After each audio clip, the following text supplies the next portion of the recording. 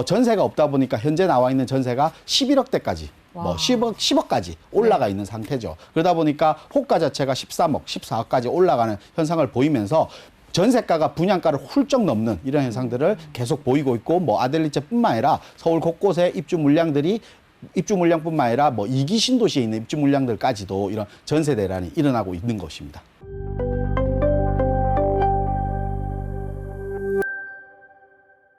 자, 오늘은 대표님 어떤 키워드를 좀 준비해 주셨을까요? 네, 오늘 키워드는 분양가 폭등입니다.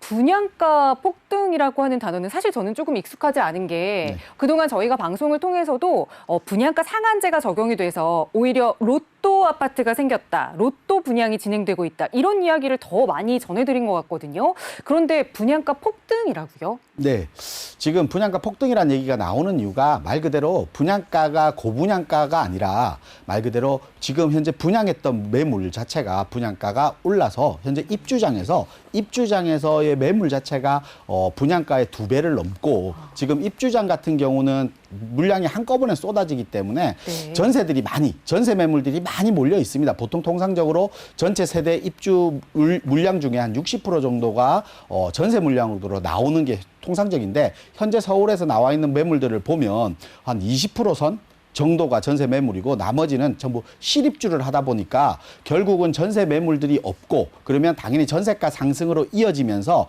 분양가, 매매가 자체가 올라가는 현상을 보이고 있는 겁니다. 특히 뭐 목동, 지금 보는 목동 아델리체 같은 경우도 분양가 24평 기준으로 분양가가 6억대에 분양했던 매물이 전세가 없다 보니까 현재 나와 있는 전세가 11억대까지 뭐 10억까지 올라가 있는 상태죠. 그러다 보니까 호가 자체가 13억, 14억까지 올라가는 현상을 보이면서 전세가가 분양가를 훌쩍 넘는 이런 현상들을 계속 보이고 있고, 뭐 아델리체뿐만 아니라 서울 곳곳에 입주 물량뿐만 아니라 뭐 2기 신도시에 있는 입주 물량들까지도 이런 전세 대란이 일어나고 있는 것입니다. 네.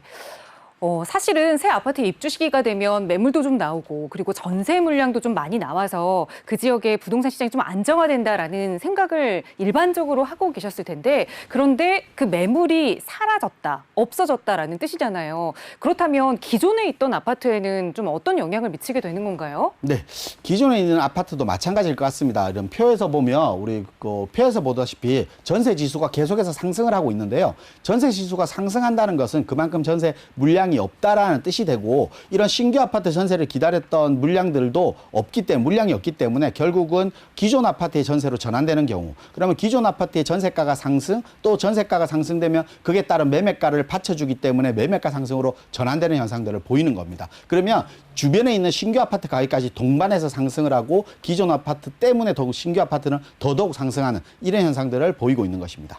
네. 결국에 또 물량이 없기 때문에 기존 아파트가 오르고, 그 가격에 따라서 신규 아파트는 더 오르고, 좀 악순환이 되고 있는 것 같은데, 여기서 또 짚어볼 문제가 바로 이 3기 신도시 문제가 아닐까 싶습니다. 정부는 공급 대책으로 이 3기 신도시를 설정한 건데요. 3기 신도시에도 이 전매 제한이 걸려 있기 때문에 물량이 나오지 않으면, 그렇다면 이게 또 공급을 늘렸다고 할 수 없을 것 같은데요.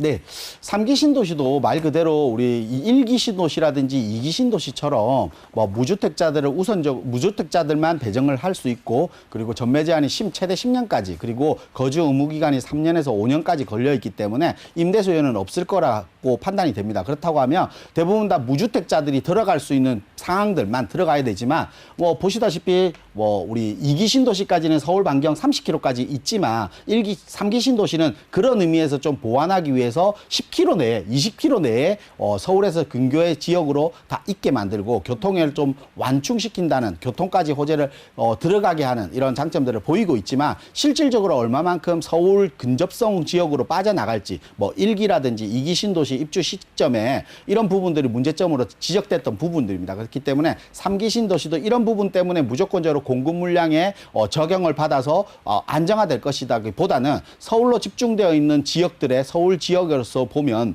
이런 전세 물량이 계속해서 빠지고 서울에서 벗어나기 싫어하는 수요자들 때문에 서울시장의 전세 가격들은 계속해서 상승할 수밖에 없다. 그러면 거기에 따른 매매가들은 계속해서 동반 상승을 할 수밖에 없다는 문제점들을 아마 계속해서 안을 것 같습니다. 결국 시장의 악순환들이 계속 될 것 같고 시장의 수급 불균형 자체가 일어날 수밖에 없는 이런 현상들을 보일 것 같습니다.